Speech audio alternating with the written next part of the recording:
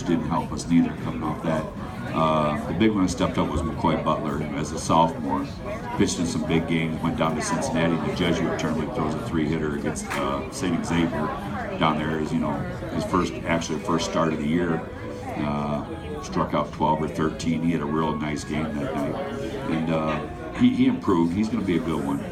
We just got to make sure we get him more consistent on a daily basis. But I'm very happy with where we're coming back. We got 5 pitchers coming back with varsity experience this year, with Tommy Hurley, Joey Sable, McCoy Butler, Zach Meeker as a sophomore is going to be a good one on the mound, and Caleb Bedenhardt, a junior. So very happy about our staff this year. Coach Mickey does a great job with the pitchers too. Casey Christian heads our catchers and our middle infielders and things like that. We have a great coaching staff, so I'm looking forward to it. Give us an idea about your lineup, maybe from top to bottom, maybe who your leadoff hitter is going to be, clean up. Last year we hit Michael Fleck a lot at the leadoff spot. I'm not sure he's a true leadoff spot. We might move, we had a sophomore, Alex Folks, who is a very good leadoff man, I think, with great speed, takes a lot of pitches. Actually, Nick Walters led off a lot for us last year too. I think we'll move him down to maybe the 3 or 5 hole. Nick's led us in home runs, led us in triples, so we'll move him down into one of the power spots there. But our leadoff spot, we'll probably we might move Michael Fleck up there and leave him there. The spots we're going to have to fill though is like we lost our catcher Sam McClure, who's a 3-year starter. He's at A-grade right now, and Ty Saldana was a senior last year, outfielder for us. So we got a 13 letter winners coming back, so I think we'll be okay. So, Coach, kind of talk a little bit about your typical district school has some feed programs that come up to it. Your local community teams, and they come up through the junior high and they come up to the high school. So you kind of know the talent you're coming through.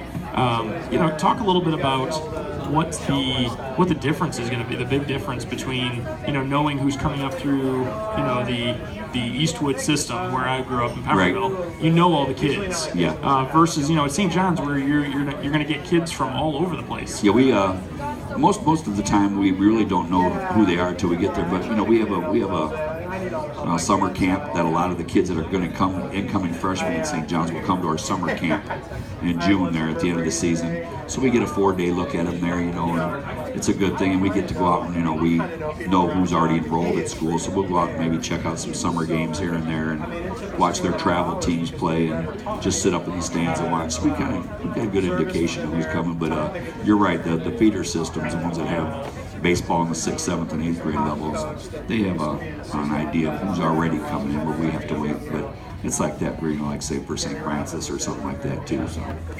Do you still see that Telecki ball going over the fence in left field against St. Francis in that sectional final? We talked a little bit about during the broadcast. Talk about that game. It was an intense game. It goes 9 innings. It was incredible. Well, first of all, it's St. John's and St. Francis, so it's going to be intense whether it goes 9 innings or a rain-delayed 5-inning game. And it was three different games. We jumped out to a lead. They chipped away.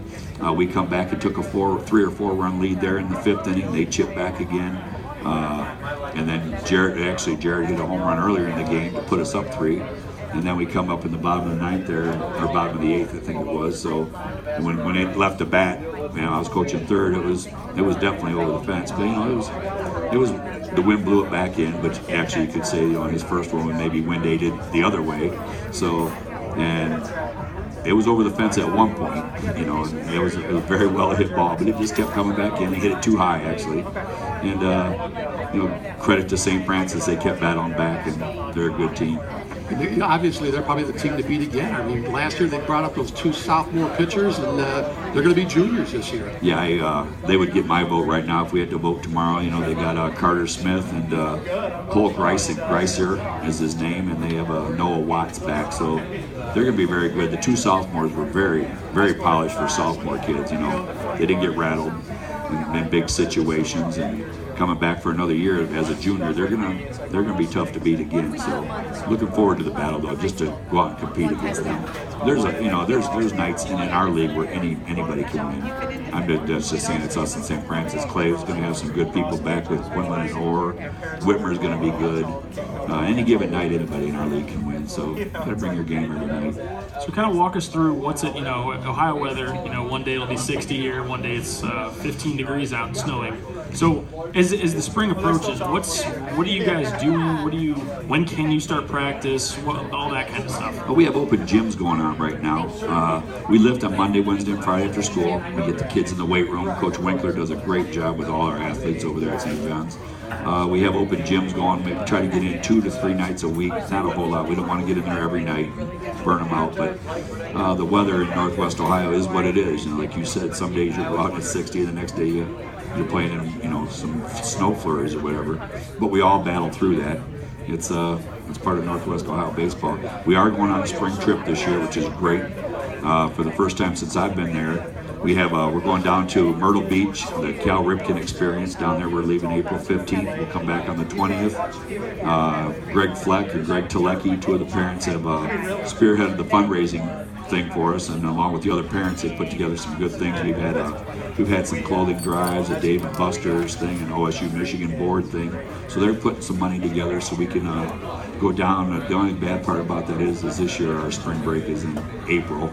Usually like to go down there at the beginning of March, middle of March, but our spring break this year is late, so we'll have 5 or 6 games, and before we go down and play, we usually like to open up down there, but it's still going to be good to get down there and play in some good weather. What are spring trips like? I mean, how many games are you going to play? We'll go down there and we'll play 5. We email their people. They take care of everything for you. You go down there and you tell me. I told them we want to play all Division I schools. We want to play the best competition we can. You give them a schedule of what days you want to play and what times. They give you practice time if you want to practice between the week. We're trying to make it a little bit of a fun thing for the parents to go to too. So we'll have 1 day off where they can just spend time with their parents or whatever, and then we'll have a couple practices. We'll play a doubleheader 1 day. Our last day there, we're going to try to play at 9 in the morning. We'll get out of there. We'll be out of there by noon. So it's a 5-day thing. It's going to be fun. It's going to be a good experience for us. We talked with basketball 2 weeks ago about the importance of playing different teams that are in your area to kind of learn a little bit different style of in their case of basketball, in your case baseball. How important is it that you play teams that you probably will never see, at least this season, let alone maybe never again, play their style, their pitching, their hitting? Well, it's great. I mean, I learned a lot from looking at Coach Heinzel's schedule. They play the best. They don't play no second-tier teams. Everything in them is best. So we went out. We played the Walsh Jesuits. We play Cincinnati St. Xavier, University of Detroit. We're going to go play U of D this year. We try to pack our schedule with all D1 schools, and not just teams from around here. We'll go play anybody anywhere. We played Saline last year. We played Blissfield, Defiance. And I don't mind even traveling to go to them places to get the kids away from home and see how it is on the road and see what other schools have to offer. So how many games do you typically then have out of conference versus your in conference? How many in the season? We have 13 out of conference games with our schedule. The track doesn't have a end of the season tournament anymore. They did away with that, so we play everybody twice. So we'll have 14 league games. You're allowed to play 27 games, so we'll do 13 out of league games. Why'd you get away from the tournament? I really enjoy it. I remember a couple of years ago, that was enjoyable. You had those semifinal games. I remember you guys played Central over at their facility there off McCord, or actually off Holland, Sylvania. Yes. That was exciting stuff. It was over the holiday. It was over Memorial Day weekend. It was a great experience. I mean, the crowd was great. It was great weather. I like to settle things on the field, and everybody was right there. I'm not sure why it got canceled, but they went with this format now, and maybe someday we can get it back. The coaches really liked it. So. League-wise, you look around the state, how does the track rate as far as league? It's like you say, between the Whitmers and St. Francis and Clay, like Findlay always seems to send pitchers to Michigan State or someplace. I mean, it's got to be, week after week and day after day. It's got to be tough. It is. I mean, every night, like Findlay had one year, they had Curlis and Stillings, and Clay has Clay's got great pitching too, and then St. Francis with the 2 sophomores, they're going to be a load for the next couple of years because them kids can carry you. And they're big kids where they can throw their 7 innings and not be, you're not going to get to them late in the game. They're big, strong kids. It's going to be tough, but I like the fact that everybody in our league has an ace, and you're going to see him in probably 1 out of the 2 games, But I like our staff. I like our depth. I like to play. I wouldn't mind playing anybody in like a Friday, Saturday, Sunday, 2 out of 3. Anybody in our league, I wouldn't mind going on Friday, Saturday, Sunday thing with them 2 out of 3. St. Francis would be tough to beat in that situation with those 2, but I like our staff too. And the thing is, it's like, how many innings can your ACN pitch in a week? You can pitch 10 every 3 days, so you can pitch 3 innings every day the whole year. But I was just talking to Sean and Bob last week. I think there's some of the states are adapting a pitch count thing now. And Ohio is going to probably look into that probably for next year. So I don't know what the logistics of it or whatever, but it might say 100 pitches and then you have to rest 4 days or something. A lot of the states are going to pitch count. I'm not sure how they keep track of it, who keeps track of it or whatever. But right now you can pitch 10 innings in 3 days. So then after you get your 10, you have to sit. We appreciate you stopping by. Always good to see you, Coach Hawk. Thank you very much. When we come back, we actually have some baseball players in the house. Jared Telecki, Keontae Jones, Michael Fleck. We'll be talking to them in moments from Sidelines in Maumee. This is the St. John's Jesuit High School Coaches Show on 107.7 The One.